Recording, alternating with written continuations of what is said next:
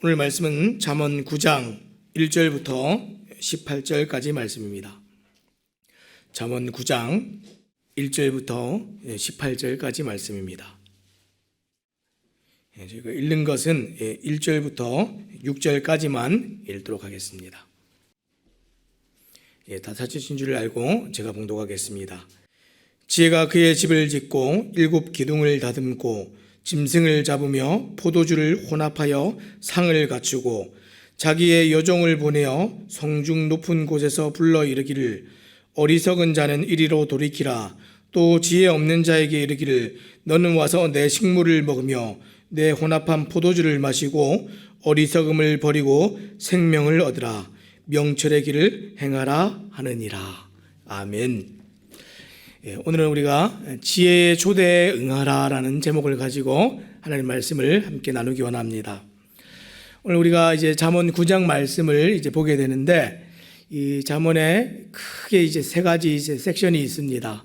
1장부터 이제 9장까지가 하나의 섹션이고, 그 다음에 10장부터 이제 29장까지가 두 번째 섹션이고, 마지막 이제 30장부터 31장까지가 마지막 3번째 섹션인데, 우리가 보았던 1장부터 이제 9장까지는 이 아버지가 아들에게 지혜의 교훈을 들려주는 말씀의 형식을 취하고 있었지요. 이것은 이제 지혜의 뿌리와 근원이 무엇인가, 여호와를 아는 것이 지혜의 근본이다, 이렇게 얘기했었는데, 지혜의 뿌리와 근원, 지혜가 뭔가 이것을 설명했다면, 이 이후로 나오는 이제 내용들은 다 이제 실천이고, 이 하나님의 말씀을 적용 가능한 말씀이다라는 것을 보여주는 적용입니다. 그래서 다양한 적용들이 나오죠.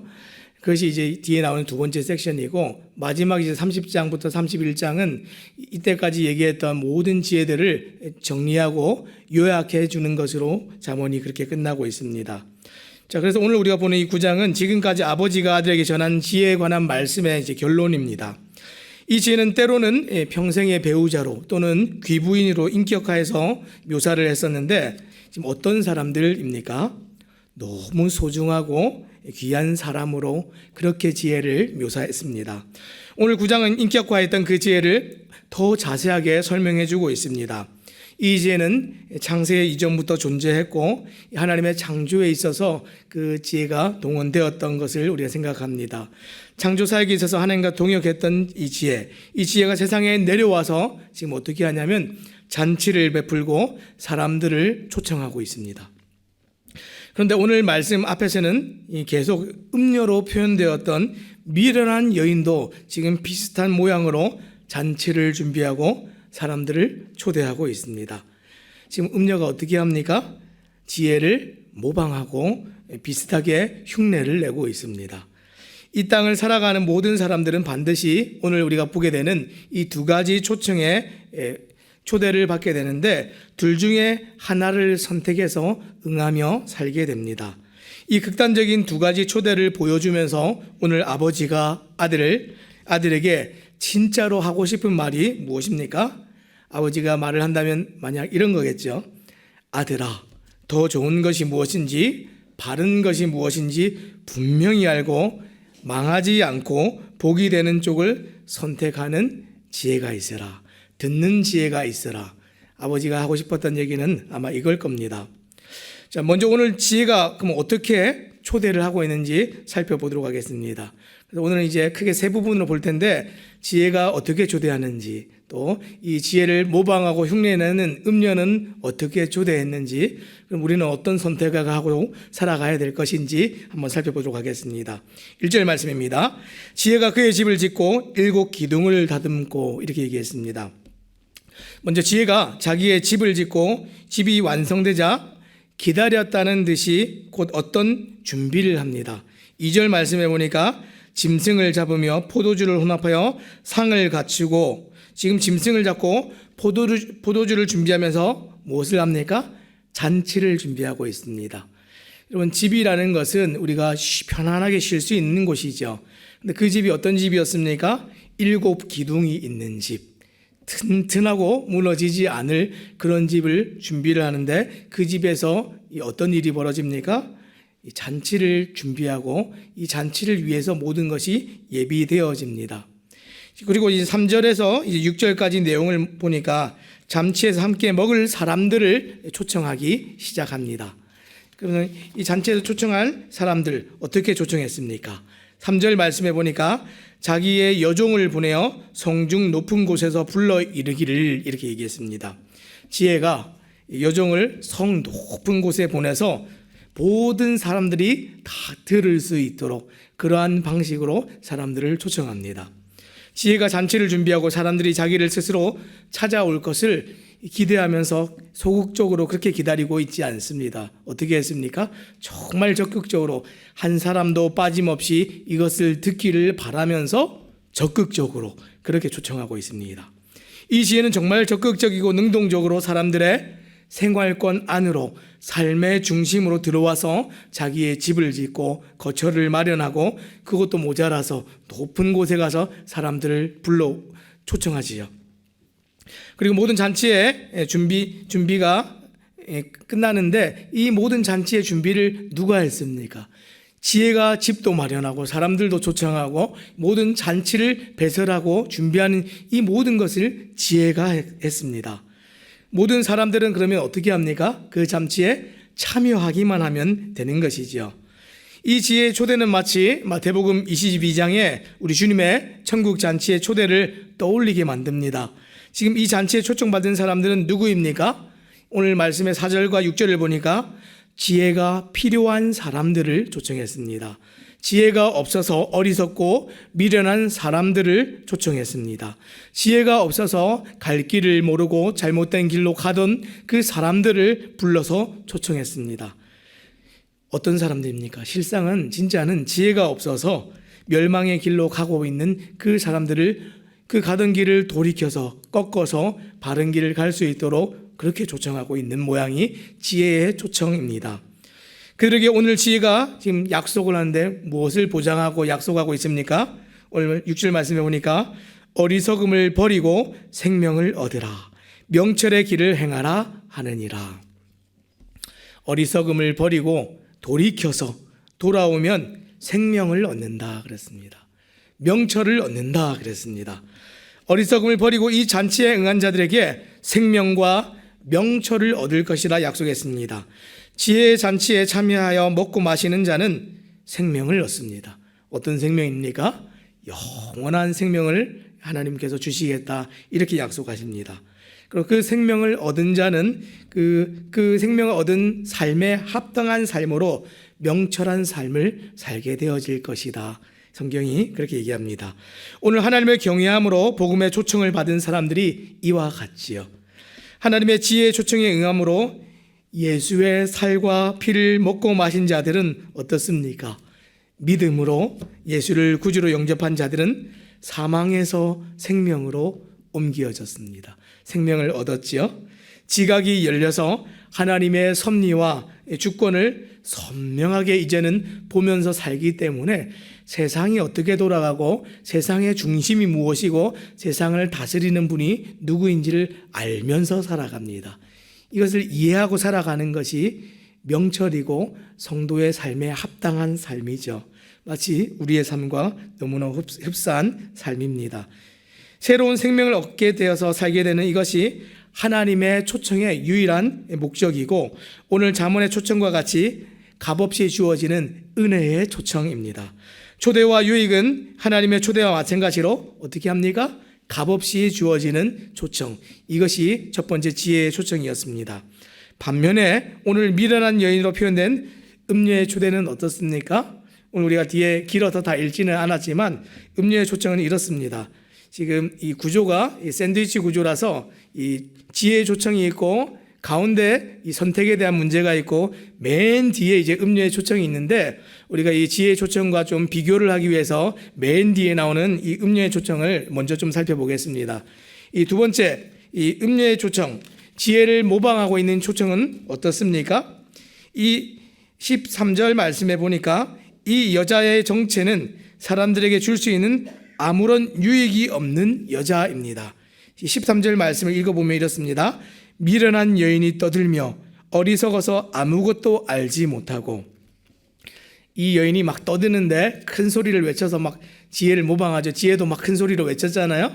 큰 소리로 외치는데 미련한 여인입니다. 지혜가 없어요. 그리고 아무것도 알지 못하는 여인이다 그랬습니다. 아무것도 없는 빈 깡통 같은 여인이 자기가 막 지혜가 있는 것처럼 떠듭니다. 성경은 이 여자 자신도 어리석어서 아무것도 알지 못하는 지혜가 없는 여자라고 밝히고 있습니다. 무슨 얘기입니까? 사람들을 유익하게 하거나 어떤 도움도 줄 수 없는 여느 어리석은 사람들과 마찬가지로 함께 멸망의 길을 가고 있는 중에 있는 여자다, 이렇게 얘기하는 것이죠. 그런데 이 여자가 자기만 멸망의 길로 가면 되는데 어떻게 합니까? 지혜가 했던 것을 흉내내서 열심히 사람들을 부르고 있습니다. 근데 14절에 그 초청 방식을 보니까 이렇습니다. 자기 집 문 앞에서 한다, 이렇게 얘기를 했습니다. 자기 집 문 앞에서 한다. 이것은 지금 은밀하게 사람들을 유혹하는 창기의 모습을 지금 연상하게 만듭니다. 그리고 뒤에 이어서 성의 높은 곳은 음녀의 실체를 지금 비추어 보아서 지혜를 모방하기 위한 지금 모습으로 보여집니다. 이 미련한 여인의 이 원어의 문자적인 표현은 미련한 계집입니다. 미련한 계집. 굉장히 부정적이고 천박한 표현을 써서 미련한 계집이 그렇게 하고 있다, 이렇게 얘기합니다. 이 미련한 계집은 아버지가 조심하도록 경고한 그 앞에 나오는 음녀와 동일한 사람입니다. 이 음녀의 소란스럽고 천박한 이 내적이고 외적인 형태는 이 지혜의 사력 있고 신중한 모습과는 너무나 대조적인 모습입니다. 이 여자는 큰 소리를 내는 시끄러운 여자이고 부끄러움을 모르고 사람들을 이렇게 막 유혹하는 그런 여자로 지금 모습을 나타내고 있습니다. 그래서 15절 말씀에 보니까 자기 길을 열심히 잘 가고 있는 사람들을 어떻게 합니까? 불러 세웁니다. 그리고 16절에 초청하는 형식이 지혜의 초청과 너무나 비슷하게 초청을 하죠. 하지만 그 초청의 내용과 결과는 지혜의 초청과 너무나 다릅니다. 어떻게 끝이 납니까? 지혜의 끝이 영원한 생명이고 명철을 주는 것이라면 이 미련한 여자 음녀의 끝은 영원한 파멸과 죽음입니다. 심지어 음녀는 풍성한 아무런 잔치도 준비하지 않고 사람들을 막 데려갑니다. 앞에 지혜는 어떻게 했습니까? 튼튼한 집을 지어놓고 풍성한 잔치를 준비해놓고 사람들이 초청되어서 유익을 얻고 만족감을 얻고 이 가운데 정말 누리도록 했었는데 초청을 하는데 아무것도 준비된 것이 없습니다. 물과 떡이 지금 준비된 것의 전부인데 지금 그것조차도 자기 것이 아닌 도둑질해서 훔쳐온 것이다, 이렇게 얘기했습니다. 지금 여기서 도둑질한 물이 달고 몰래 먹는 떡이 맛이 있다, 이런 표현을 쓰고 있는데 이것이 무슨 얘기입니까? 불륜 관계 속에서 맺어지는 음란한 성관계를 의미하고 있습니다. 이 5장 말씀해 보니까 음녀가 나올 때 어떻게 했습니까? 이 집안에 있는 그 샘물을 막 훔쳐가죠. 이 샘이라는 것은 이 부부 관계 안에서 이 배우자와의 정말 은밀한 이 사랑의 관계를 얘기하는 것인데, 불륜은 어떤 것입니까? 배우자가 마땅히 누려야 될 권리를 훔쳐가고 뺏어가는 것이죠. 지금 이 지혜를 모방하는 음녀는 어떻게 합니까? 지금 배우자와의 관계에서 일어날 그 합법적인 것을 불법적으로 가지고 가서 이 음란한 관계를 맺게 되는 것, 이것을 지금 이 물과 떡으로 얘기합니다. 무엇입니까? 유혹이죠. 지금 무엇을 훔친 것입니까? 배우자의 권리를 훔쳤고, 그래서 이 초청은 불법하고 금지된 쾌락에 대한 초청입니다. 그런데 너무나 매혹적이고 매력적이죠. 그렇기 때문에 사람들이 막 이것에 넘어가는 것입니다. 이 욕심이 이 사람들을 다 걸려 넘어지게 만드는 것처럼 이 굉장히 매력적인 포인트들이 있습니다. 세상이 다 이렇게 사람들을 속여서 데리고 갑니다. 어떻게요? 제가 얼마 전에 저희가 유튜브들을 요즘 많이 보게 되니까 막 떠오르는 유튜브 검색해서 검색을 하는 게 아니라 눌러서 보게 될 때가 있는데, 뉴스를 하나를 봤어요. 뉴스 내용이 이런 겁니다. 이 비트코인을 하는 이것 때문에 망하는 사람이 있다, 이런 내용이었어요. 그 유튜브 광고에 비트코인에 관한 광고가 나오는데, 사람들이 굉장히 젊은 여자들이 벌 수 없는 돈을 내가 진짜로 벌어서 이렇게 누리고 있습니다 하는 그런 광고예요. 그래서 자기가 실제로 통장에 찍힌 내역들도 이렇게 막 보여줘요.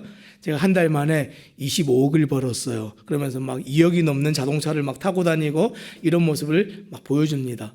그걸 보다 보니까 여기에 가입해서 여기에 이렇게 돈을 넣고 투자를 하면 됩니다. 이런 광고예요. 사람들이 욕심이 생기니까 그걸 보면서 진짜라고 여기고 다 이렇게 클릭을 하고 돈을 다 집어넣고 어떤 사람은 자기의 전세금을 막 집어넣고 이렇게 했습니다. 처음에는 막 실제로 막 이렇게 이자가 막 올라가고 하면서 눈에 보이니까 더 많은 돈을 이렇게 집어넣는데 어느 날 갑자기 그 사이트가 없어져 버렸어요. 피해액이 몇백억 원에 달하는 그 피해가 생겼다라고 그러면서 이제 뉴스가 나왔습니다. 굉장히 매력적이죠. 내가 가만히 있는데 돈만 집어넣으면 이게 돈이 막 불어진다. 얼마나 좋습니까? 세상이 얘기하는 가르치는 유익이 있다 하는 것은 준비된 잔치가 아닙니다. 아무것도 없는데 마치 실제로 있는 것처럼 그렇게 얘기하면서 사람들을 속여서 오게 하죠. 오게 하면 괜찮은데 오게 해서 진짜 지혜는 보지 못하게 눈을 가리고 결국에는 따라가면 망하는 결과가 그 끝에 놓여 있다는 것이 세상입니다.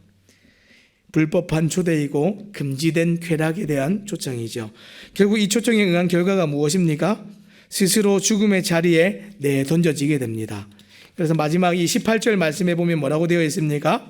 오직 그 어리석은 자는 죽은 자들이 거기 있는 것과 그의 객들이 소홀 깊은 곳에 있는 것을 알지 못하느니라. 알지 못하느니라. 알지 못해서 망했다는 겁니다. 어리석은 자는 지금 두 가지를 알지 못해서 잘못된 선택을 하고 망하게 되는데 그것이 무엇입니까? 첫째는 죽은 자들, 죽음이 결정된 자들이 거기 음녀의 집에 있다는 것, 그것을 알지 못했습니다. 음녀의 집에 모여 있는 사람들은 이미 다 죽음이 결정된 자들입니다. 두 번째 무엇을 몰랐습니까? 그의 객들, 그의 손님들이, 음녀의 손님들, 음녀와 관계한 자들 다 수올 깊은 지옥 깊은 곳에, 영원한 곳에 떨어지게 되는 자들이다라는 것을 알지 못했습니다. 오늘 이 두 가지를 깨닫지 못한 사람들은 참된 양식인 지혜와 예수 그리스도를 버리고 음녀의 집으로 가는 길을 선택합니다. 아버지는 아들이 그렇게 되기를 원치 않아서 오늘 이 말씀을 주고 있는 것이죠. 그럼 진짜 하고 싶은 얘기는 어떤 것입니까? 이 가운데 들어가 있는 7절에서 12절까지 이제 말씀이죠. 자문은 이 지혜의 초대에 대한 사람들의 반응을 지금 두 가지로 묘사를 하는데 그것은 거만한 자, 이 악인으로 묘사되고 있고요. 지혜에 있는 자, 이 두 가지로 나눕니다. 어떤 사람이 지혜 있고 선한 사람이고 어떤 사람이 악인이고 의롭지 않은 사람입니까? 기준이 뭡니까? 지혜입니다. 지혜를 듣는 사람과 듣지 않는 사람, 성경은 그것만 얘기하고 있습니다. 세상에서 사람의 눈에 보기에 착하고 선하고 바르게 사는 사람들 있습니다. 근데 사람의 눈에 보기에 그것이 기준이 아니라 하나님의 말씀을 들을 수 있느냐 없느냐, 그것이 기준입니다.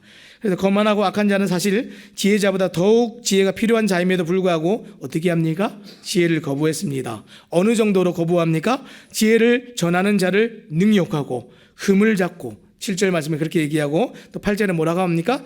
미워한다 그랬습니다. 지혜를 전해주고 이 사람을 유익히 하려고 막 얘기를 하는데 능욕하고 흠을 잡고 미워합니다. 우리가 복음 전할 때 사람들이 이 지혜를 이해하지 못하고 깨닫지 못할 때 어떻게 합니까?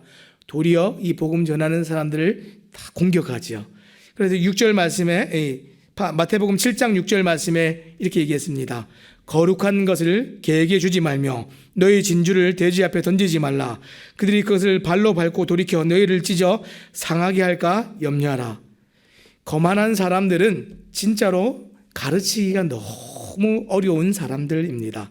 그래서 잠언은 그 사람들 한번 전하고 도리어 그 말씀을 듣지 않으면 가르치지 말아라 이렇게 얘기합니다. 어떻게 누구에게 전하라 그랬습니까? 듣는 사람들에게. 잘 듣는 사람들에게 이것을 가르치고 전하라 그랬습니다. 그래서 8절 하반절 말씀해 보니까 지혜 있는 자를 책망하라. 그가 너를 사랑하리라.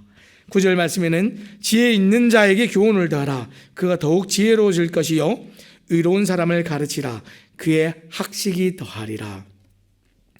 지혜자는 발전과 개선의 여지를 가지고 있는 그 사람을 가르치라 이렇게 얘기했습니다.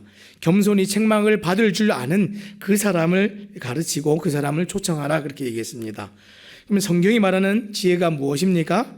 10절 말씀, 어떻게 보면 이것이 잠언 전체의 핵심이 되는 말씀일 수도 있습니다. 10절입니다. 함께 보겠습니다. 여호와를 경외하는 것이 지혜의 근본이요 거룩하신 자를 아는 것이 명철이니라. 결국 지혜를 소유한다는 것은 하나님을 알고 경외하는 것이고 하나님을 소유하게 되는 것입니다. 이것이 지혜입니다. 그러면 지혜를 소유한 지혜자는 그의 생명의 날과 해가 많아질 것이요 이렇게 얘기했습니다. 생명이 날이 많아지는데 어느 정도로 많아집니까? 영원한 생명을 얻게 되는 그 지혜가 하나님을 알게 되고 소유하게 되는 그 순간에 있게 될 것이다. 이것이 우리에게 참된 복음이고 우리의 구원입니다. 그러나 거만한 자는 지혜를 거부함으로써 지혜가 주는 모든 유익까지도 다 거부해버립니다. 이 거만한 자는 마치 신약에서 스스로 자기를 의롭다 여겼던 바리새인들과 너무 흡사한 사람들이죠. 그들은 스스로를 의롭게 여김으로 예수를 거부한 사람들입니다. 여러분, 세상에 이 지혜 없는 사람들의 가장 큰 특징은 예수를 거부한 사람들입니다. 말씀을 맺겠습니다. 참된 지혜는 어떤 것입니까? 듣는 것에 있습니다. 잠언의 정말 핵심은 무엇이 있습니까? 하나님의 말씀을 듣는 것이 진짜 지혜다 이렇게 얘기했습니다. 최근에 함께 저랑 성경 공부를 했던 분이 한 분 계신데 그분의 항상 이 궁금증은 이거였어요. 세상에 이렇게 많은 종교가 있고 똑같이 하나님 믿는다는 사람들이 이렇게 많은데, 그죠? 유대인들도 하나님 믿는다 그러고 이슬람도 믿고 그리고 천주교도 믿고 또 여호와 증인도 믿고 막 다 주변에 있는 사람들이 다 하나님 믿는데 이 사람들이 뭐가 다릅니까? 다 똑같이 열심히 하나님 잘 믿으면 되는 거 아닙니까? 근데 이분이 공부를 하다가 예수님을 영접을 했어요. 예수님을 영접하고 나서 그분이 제가 아무런 설명하지 않았는데 스스로 지혜가 생겨서 깨달았습니다. 이 모든 사람들의 핵심은 예수를 거부했다는 겁니다. 예수가 구주라는 사실을 알지 못한 것입니다. 지혜이죠. 이분의 고백이 이렇습니다. 저는 무신론자로 살았고 운명론자였습니다. 제가 이 교회에 올 때도 그냥 운명에 끌려서 내가 그냥 여기까지 그냥 왔다라고 여겼는데 아닙니다. 하나님이 나를 여기까지 이끄셨고 하나님의 손에 있고 이 모든 것이 하나님이 하신 일입니다. 내가 이제 예수가 누군지 모든 사람들에게 명확하게 정확하게 설명할 수 있게 되었습니다. 지혜이죠. 스스로 거만하고 지혜롭게 깨끗하고 선한 사람이라고 자기를 여기고 나는 이렇게 살았는데 예수를 모르는 것이 악한 것이고 예수를 모르는 것이 지혜 없는 것입니다. 이분의 고백이, 마지막 고백이 이런 고백이었습니다. 사랑하는 여러분, 오늘 하루를 살아갈 때 세상이 많은 것들로 아무런 배설된 준비된 잔치 없는 그곳에서 여기에 지혜가 있고 여기에 너를 유익해 많은 것이 있고 이러면서 정말 매력적인 초청을 하지만 우리가 정말 지혜 있는 것은 어떤 것입니까? 하나님의 말씀을 들을 수 있는 것이 진짜 지혜입니다.